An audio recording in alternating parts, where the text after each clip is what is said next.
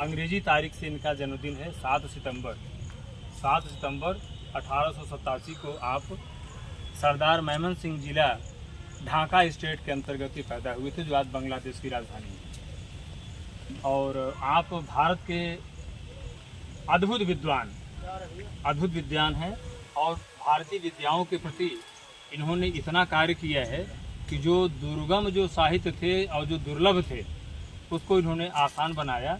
और आप की शिक्षा दीक्षा जयपुर से लेकर के और जो आज पाकिस्तान में लाहौर है वहाँ भी सर एडवर्ड किंग ओरिएंटल जो कॉलेज था, आपने वहाँ से प्राच्य विद्याओं को पढ़ना प्रारंभ किया।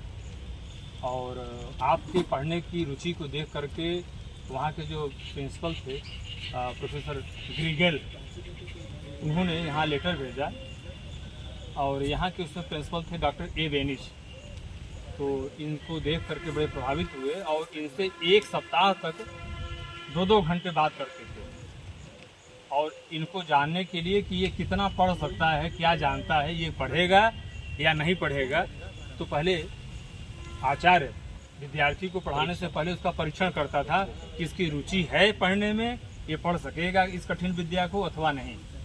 तो एपिग्राफी और ओल्ड इंडियन लैंग्वेजेज और फिलॉसफी ये इन्होंने पढ़ा यहाँ पर। और उसके अलावा सांख्य योग, योग तंत्र, आगम शास्त्र, न्याय शास्त्र, वेदांत शास्त्र, कोई ऐसा विषय नहीं था भारतीय विद्याओं का जो इन्होंने नहीं पढ़ा।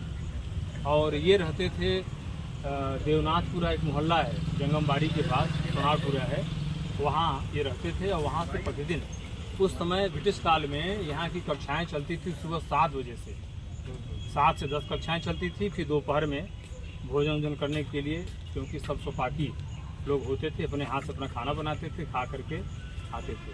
फिर 3 बजे से कक्षाएं चलती थी शाम को 7 बजे तक। तब लालटेन का समय था, बिजली का समय नहीं था। लालटेन लेकर के हर विद्यार्थी आता था पढ़ने के लिए और लालटेन को धीमा करके कक्षा में बैठता था। तो पुस्तक खोल करके पढ़ाने का उसमें विधान नहीं था। हम लोग भी पढ़ाते समय किताब का प्रयोग नहीं करते हैं, जो अधीतः यत पूर्वम शास्त्रम, उस परंपरा से पढ़ते पढ़ाते हैं।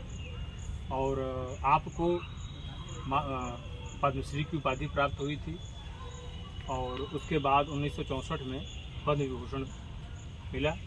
1934 में आपको महामहोपाध्याय की उपाधि प्राप्त हुई, जो ब्रिटिश गवर्नमेंट देती थी, दिल्ली से आता था। इनको ब्रिटिश कॉर्नेशन अवार्ड मिला और सर्टिफिकेट ऑफ ऑनर CIE माने कंपेनियन ऑफ इंडियन एम्पायर, जो राजाओं को उपाधि प्राप्त होती थी, वह उपाधि आपको ब्रिटिश सरकार ने प्रदान किया।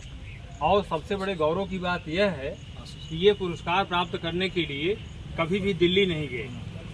इनको भारत के उपराष्ट्रपति महामहिम डॉक्टर सर्वपल्ली राधाकृष्णन जी जब पद्मश्री से विभूषित हुए तो पद्मश्री प्रदान किए काशी में ले आकर के इनके घर पर, आवास पर।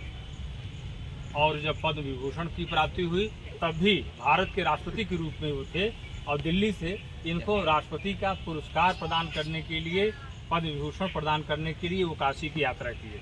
ये गौरव की बात है। ये बाकी आज की जो पद्धति है आप देख ही रहे हैं कि लोग जाते हैं पुरस्कार प्राप्त करने के लिए, लेकिन ये कभी पुरस्कार लेने के लिए नहीं गए। और जब आप कक्षा 8 की परीक्षा, पूरा ढाका स्टेट का जो प्रोविंसी था, उस परीक्षा में आप पास हुए तो आपको 40 रुपया महीने का वजीफ़ा, जिसको आज अंग्रेजी में स्कॉलरशिप कहते हैं, वो आपको प्राप्त हुआ। जयपुर स्टेट में आपका सिलेक्शन हुआ हायर एजुकेशन के लिए, माने IFA, DFA, इंटरमीडिएट और BA करने के लिए। उस समय आपको 200 रुपये महीने का वजीफ़ा मिलता था स्कॉलरशिप, जो बहुत बड़े गौरव की बात होती थी। मैं समझता हूँ कि उस समय ब्रिटिश कलेक्टर को भी यह तनख्वाह नहीं मिलती थी। और आपको वहाँ पर माधव विलास पैलेस में रहने के लिए, खाने के लिए, पढ़ने के लिए सारी सुविधाएं जयपुर स्टेट ने प्रदान किया। इसलिए हमें गर्व है कि हम ऐसे विद्वान की जन्मदिन माल्यार्पण करके अपने को गौरवान्वित महसूस कर रहे हैं। और अभी 2 बजे से योग साधना केंद्र में आपकी जयंती का समारोह मनाया जाएगा। देखिए जी इधर